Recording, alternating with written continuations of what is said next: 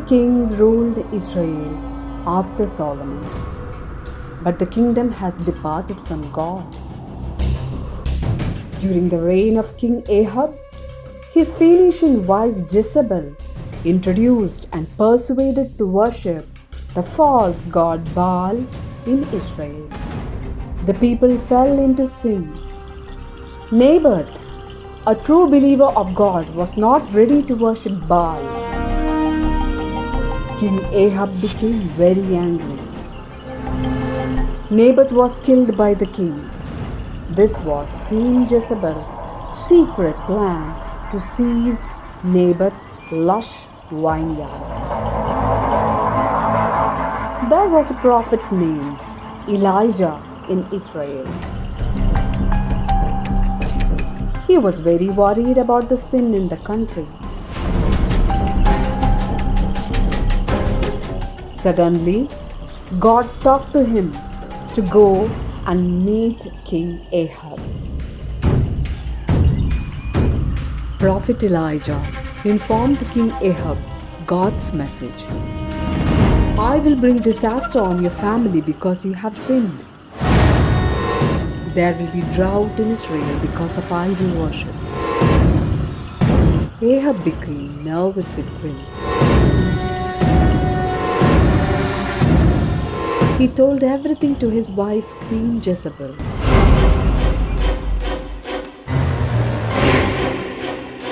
Jezebel became angry and ordered to capture Prophet Elijah. Elijah left the place secretly, and he lived in the wilderness near a stream. A severe drought came over Israel. Trees and plants dried up. But God gave him water from the stream, and God sent crows to give bread to Elijah. Queen Jezebel became more angry, and she ordered the children of Israel to be sacrificed before Baal to end the drought. God told Elijah to go to a village called Zarephath because the water stream was about to dry up.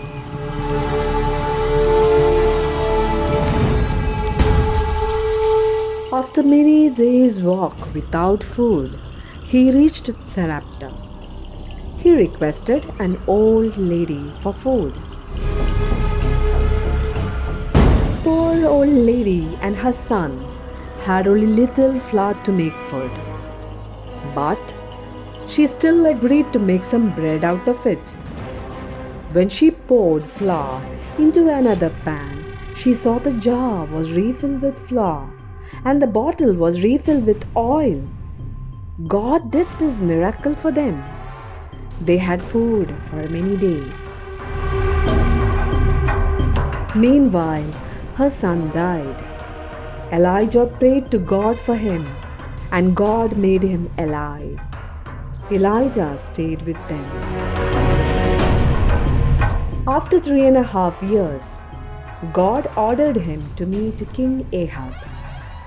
He told the king to gather people and priests at Mt Carmel the next day.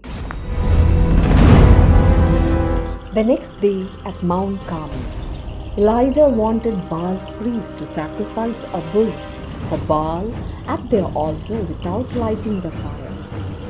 His aim was to prove Baal was a false god.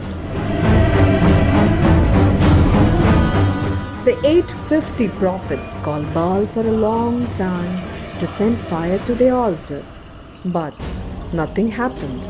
They were desperate. Elijah prepared his altar and bull and poured water on it. Baal's prophets mocked at him.